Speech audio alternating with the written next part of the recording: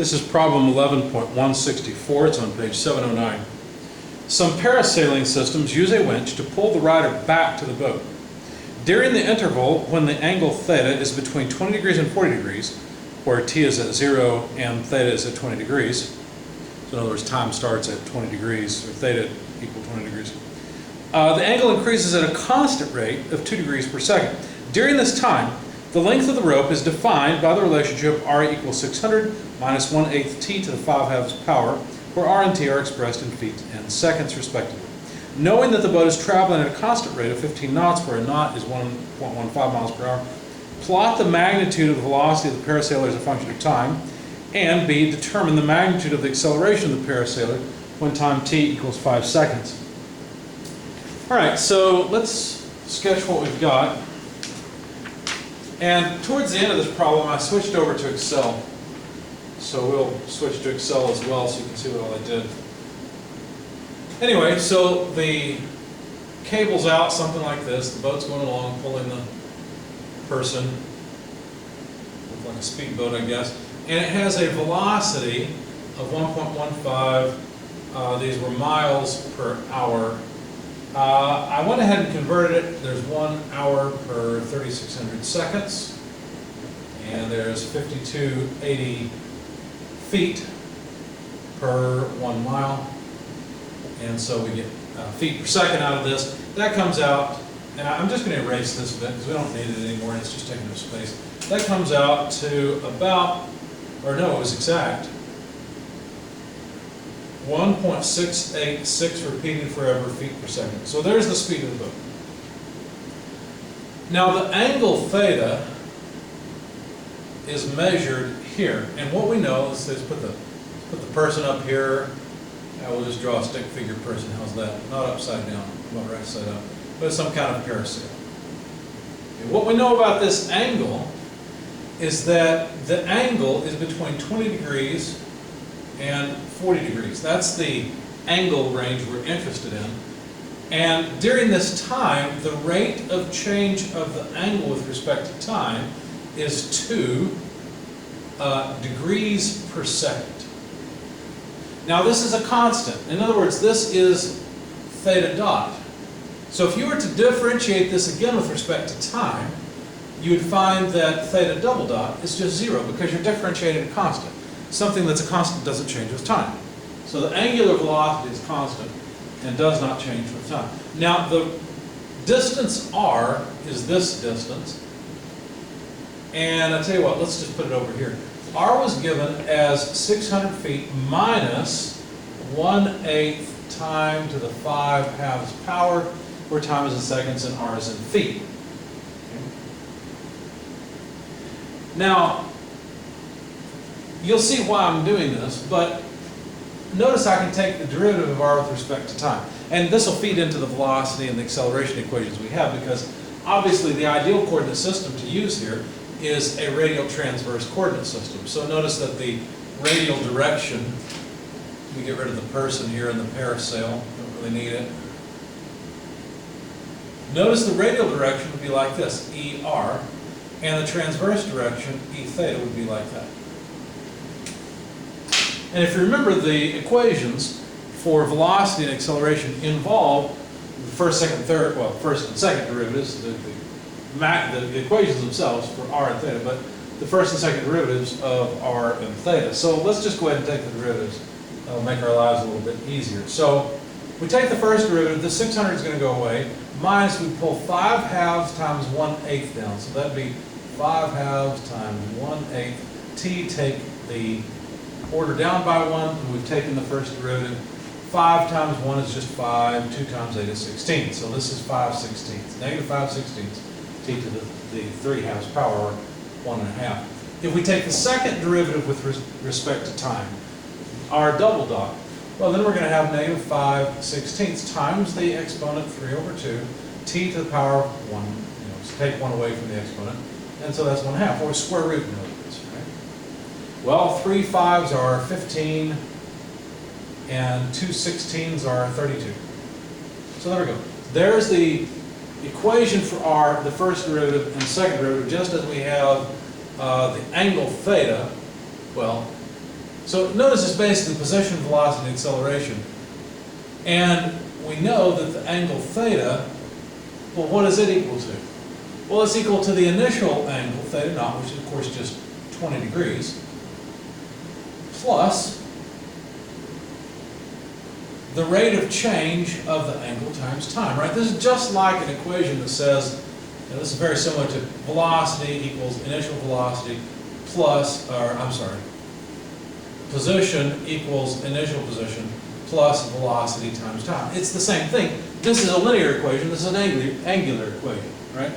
So if we're tracking the angular position, it starts at 20 degrees and increases at a rate of 2 degrees per second times however many seconds. So let me write that a little bit differently. 20 degrees plus 22 degrees per second times t seconds. However many seconds you want to put in. You want to put it in 1 second? Fine. The angle's 22 degrees. You want to put it in 2 seconds? Fine. Angle's 24 degrees. It's a really simple equation, right? In fact, I'll just use time. But notice it is in units of degrees. And also notice that this coordinate system is moving with the boat at constant speed. It's not accelerating, that's important.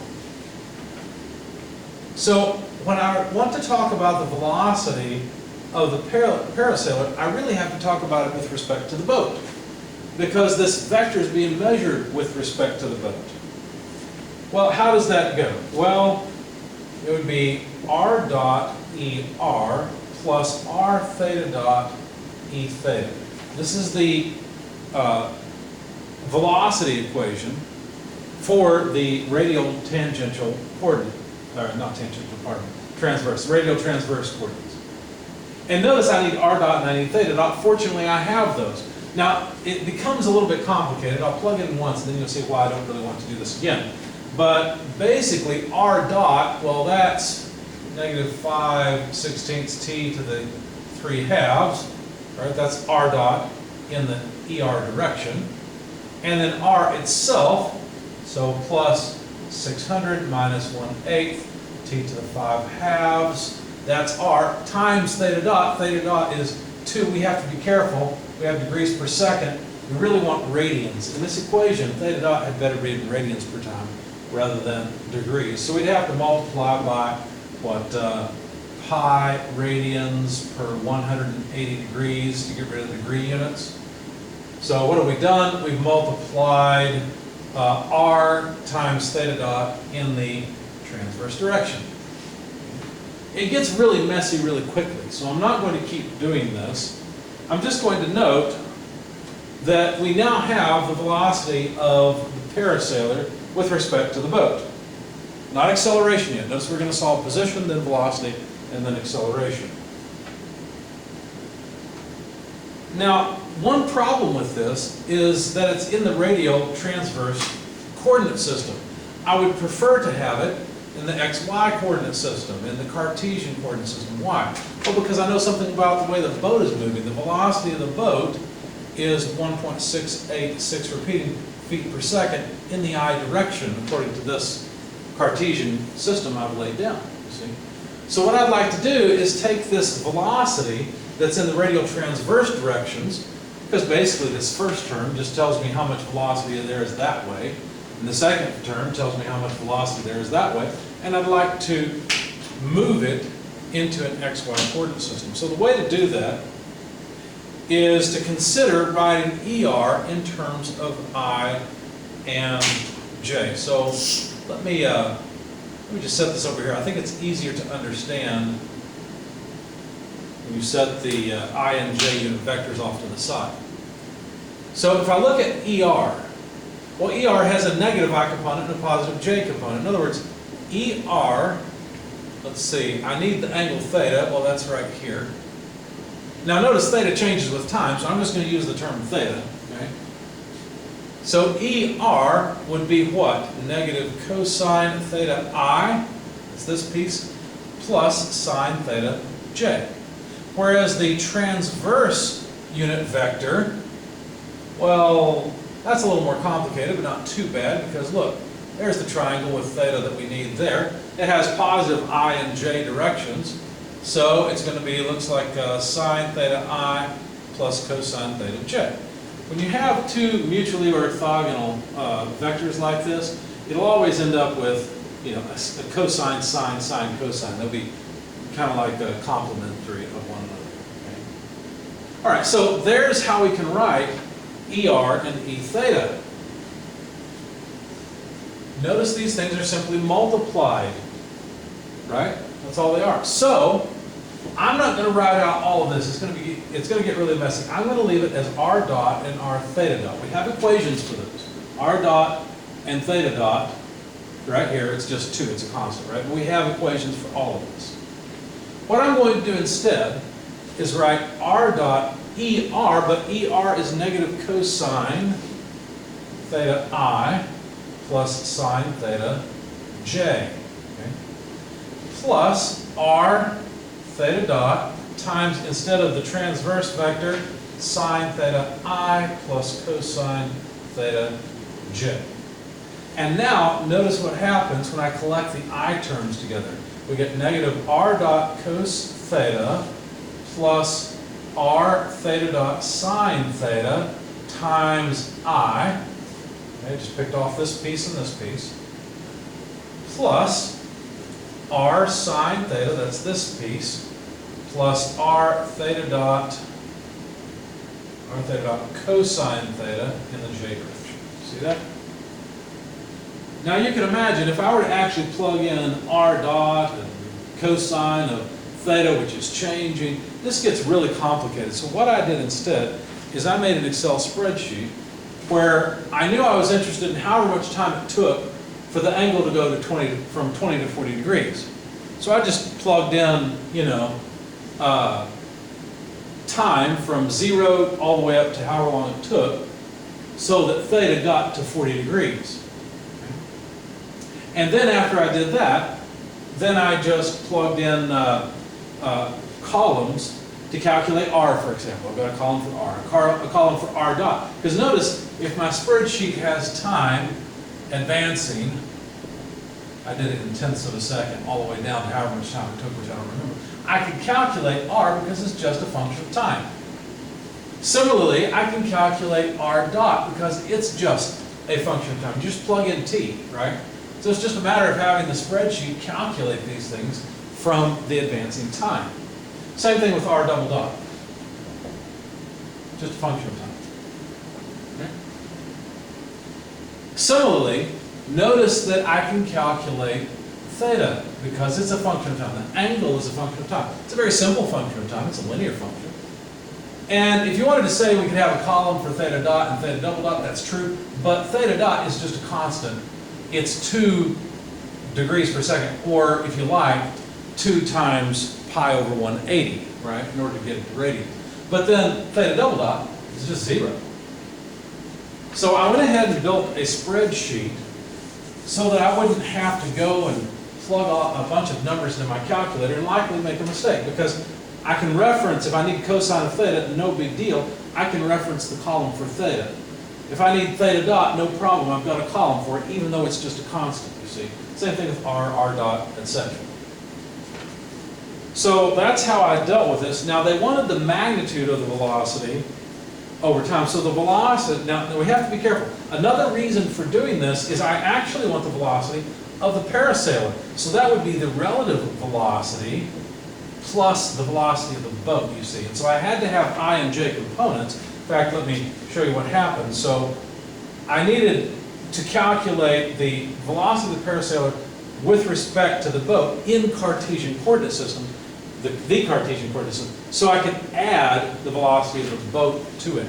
So you end up with negative R dot cos theta plus R theta dot sine theta, and notice the velocity of the boat only has an I component, so plus 1.686 repeating, and that's all in the I direction. You see what I did? I just took this and added that to it, right? And let's not forget plus R sine theta plus R theta dot cosine theta in the j direction. But that's not really what they wanted. They wanted the magnitude of the velocity of the parasailer. So if we look at this and just call this velocity of the parasailer in the x direction, we call this velocity of the parasailer in the y direction, which I did in my spreadsheet. So I've got another column with VPX and VPY. Then to calculate the velocity of the parasailer relative to ground, I guess we'll put it over here, velocity of the parasailer, you just take the magnitude of this vector. You simply take velocity of p in the x direction squared plus velocity of p in the y direction squared, square root. And of course I could make that another column in the spreadsheet. What that did then is that gave me this magnitude of velocity versus time, and I could just plot it. I could just plot time on the horizontal axis and the magnitude of velocity on the vertical axis. Now that's not all they wanted. They also wanted the acceleration, or the magnitude of the acceleration of the parasailer at 5 seconds. Since I went ahead and set up the spreadsheet, I just calculated the acceleration of the parasailer for the entire time. Because it was easy enough to do it. It was just a matter of plugging it into Excel. So let me get a little bit of space here. I don't want to erase that. I don't go beyond my video limits. The acceleration, if you look up the equation for the acceleration of a point measured in the radial transverse coordinate system, you'll see that it's the rate of change of the velocity, of the length of the vector, if you like, minus the length of the vector times the angular change, or the angular speed of the vector, squared in the radial direction, plus the radius times theta double dot, plus 2 r dot theta dot e theta. Now, before I had to take my velocity vector and convert it from the radial transverse coordinate system into the Cartesian coordinate system so I could add the velocity of the boat. I don't have to do that with acceleration. The reason is because all they asked for was the magnitude of the acceleration of the parasailer. And notice the boat's not accelerating. So there is no, well, I have to think about that. Yeah, so there's no acceleration of the parasailer with respect to the boat. I'll have to think about that a little bit more. Pretty sure that's right. So all I did, if this is APX, well, it's not really X, is it? This is AR and A theta. I just took AR squared plus A theta squared and then the square root. And again, I could do that in the spreadsheet. It was simple. So that's how I approach the problem.